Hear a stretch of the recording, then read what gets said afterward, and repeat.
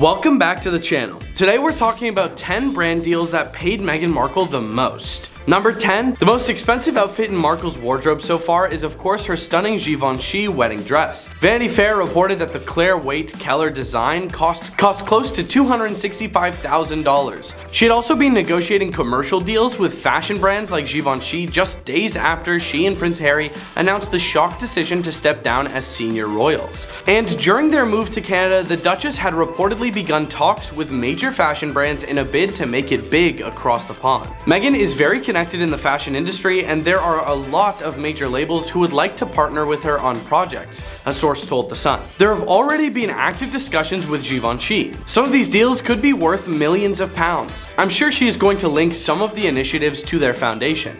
And while there's no way of knowing what's in store for Meghan until the royals make an official announcement themselves, it wouldn't be the first time she has shown an interest in the fashion industry. Number 9, depending on how big a celeb you are, brands will offer you crazy deals just to be associated with you. With the amounts of attention Harry and Meghan have been getting, there's no surprise that brands are going crazy trying to have Meg wear or use their products publicly. So much to the point that if Prince Harry and Meghan Markle are hurting for money, it sounds like they've definitely got some options. The couple has been offered a lot of money for their dog to accept brand deals. That's right, their dog. The couple adopted a beagle named Mamma Mia from a rescue, and now that word has gotten out, brands are offering Meghan and Harry eye-watering amounts of money to sign their new pup up for ads, according to Express. Just adopted and already a famous dog. Even though there are a lot of deals coming through at the moment, Meghan and Harry aren't into it, at least not yet.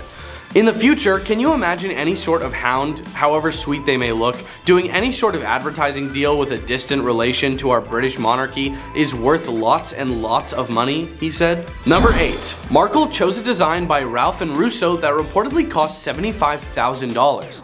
The dress caused a bit of controversy for its slightly sheer design. As a royal, Meghan has constantly bent royal protocols with the kinds of clothes she'd wear. Harry's mother, Princess Diana, was the same way, and both women got away with it too. Sure, some looks caused controversy, but they both managed to pull it off. And you know, when it comes to the royal lifestyle, there are always going to be critics watching everything you do, so might as well do as you please, right? Number 7, Prince Harry and Meghan Markle have caused royal experts to question their motivations for the Netflix docuseries. Many of these experts fear the possibility of a PR scoop being afoot in the Sussex household.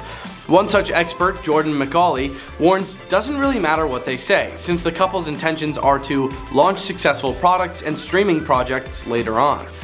According to Jordan, the most important thing for Meghan and Harry right now is keeping their faces in front of audiences so they can launch successful products, brand deals, and streaming projects later on. With that in mind, what better way to get and keep their faces in people's living rooms than Netflix? The mixed reviews on their docuseries shows the amount of people who adored them versus the amount of people who still don't support them. Making a 6-part series using one of the biggest streaming platforms really helped push their brand even more, making them a topic of conversation, which means they're staying relevant. Number 6, Meghan is known to be very connected in the fashion industry, and a source claims that there are a lot of major labels who would like to partner with her on projects. There have already been active discussions with Givenchy. Some of these deals could be worth millions of pounds. Added the Palace Insider, I'm sure she is going to link some of the initiatives to their foundation. Last June, the Sussexes trademarked their Sussex Royal brand for more than 100 items, including clothing, stationery, and magazines, as well as educational and charitable endeavors, laying the groundwork for what could become a financial empire. It's no surprise that fashion labels are trying really hard to work with Meghan. The Duchess of Sussex is a major search driver for style brands, and whenever she steps out in an item, no matter how affordable or pricey, it tends to sell out in minutes. Number 5, Meghan wore Veja's Esplar sneakers to watch the 2018 Invictus Games in Sydney, Australia. Since Meghan stepped out in the brand, the French-based Fairtrade shoe company has also been seen on the likes of Katie Holmes and Reese Witherspoon. Veja sneakers are rarely on sale, but now you can find some styles for up to 37% off on Amazon. Meghan has been a fan of birdies since before she got married to Prince Harry. But when she wore the brand's Starling slippers in black during the royal tour of New Zealand, the shoes immediately sold out and amassed a waiting list of 30,000 people. Fortunately for fans of style, it's finally back in stock. Number 4, when Meghan stepped out in a Staud shirt dress during her and Prince Harry's royal tour of South Africa. Fans were champing at the bit to get their hands on the look. At the time, the sustainable dress was sadly only available for pre-order, but thankfully the brand has since gotten it in stock. In March 2018, Meghan Markle visited Birmingham wearing this navy wool J. Crew coat. Unfortunately, it has since sold out, but the brand offers several other similar outerwear styles if you want to copy her. Meghan wore Mother's Looker ankle frayed jeans at the Invictus Games last September, and the waitlist for the style quickly stacked up. Nearly 4,000 people were waiting to buy the jeans earlier this month. Now, Mother has finally restocked Meghan's famous jeans, and they're currently available for purchase, but get them while you can. Fun fact, they're a favorite of Reese Witherspoon's as well. Number 3, the Duchess worked alongside collaborators from the high street, including Marks & Spencer, John Lewis, and Jigsaw, as well as her close friend Misha Nono. She confirmed the project via a post on the official Sussex Royal Instagram account. After quiet visits to SmartWorks over the last year, the Duchess was moved by the impactful work being done by this non-profit organization that helps women into the workforce, equipping them with both the skills and clothes they need to feel job ready, the post explained. Throughout her visits, she noticed that while the donations were plentiful, they were also notably a combination of mismatched items and colors which weren't always the right stylistic choices or sizes that didn't necessarily suit the job at hand, to make a woman feel confident and inspired as she walked into her job interview. Number 2.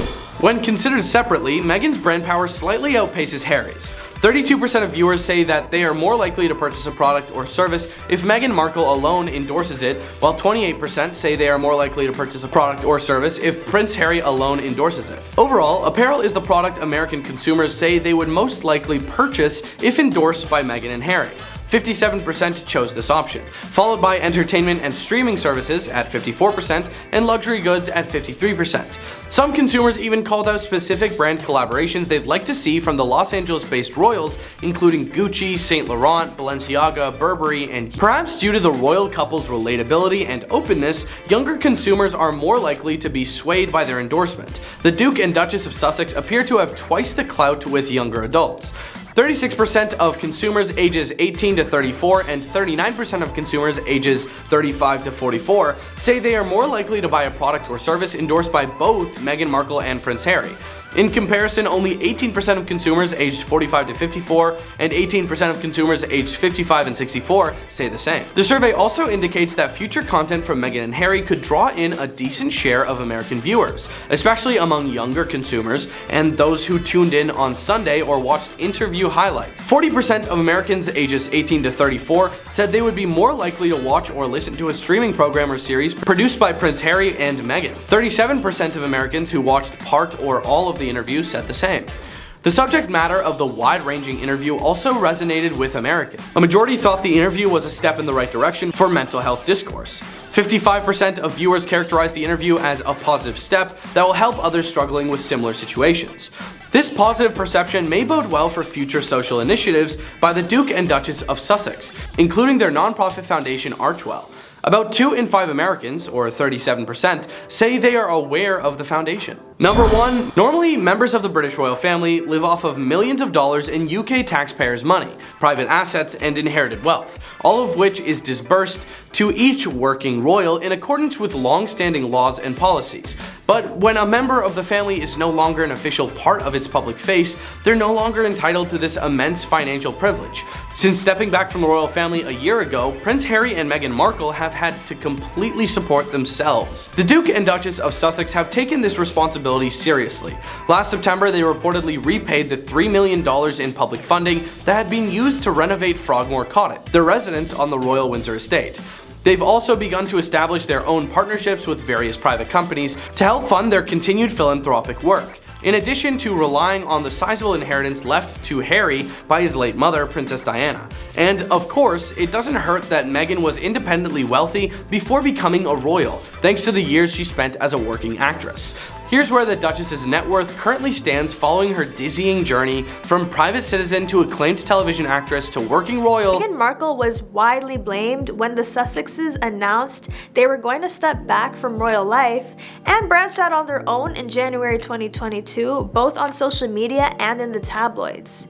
Is it Meghan's fault? It's hard to escape the conclusion that having grown up in a country that considers the Kennedys to be aristocracy, Meghan didn't understand that being a Windsor is not like being a celebrity. It wasn't just the Brits who were unhappy about Megxit either. Canadian millionaire Kevin O'Leary claimed the Sussexes were much less interesting now that they weren't senior royals, and he believed Markle was to blame, saying, "I think Meghan got him into a bad place, and maybe she should do a little soul searching. She knew what she was getting into when she married him." If this claim is true, then was Megxit actually her plan all along? Many seem to think so, and there's even some proof, kind of. Markle put some of her clothes in a Toronto storage facility prior to her wedding. An insider claimed that she had the items delivered to her and Prince Harry's rented property on Vancouver Island when they arrived in Canada following the announcement. Why did Markle keep all these clothes in storage across the Atlantic for 2 years? Maybe she thought she'd be back at some stage. And that's all for today's top 10. Don't forget to like, comment, and subscribe for more juicy royal updates. Thanks for watching.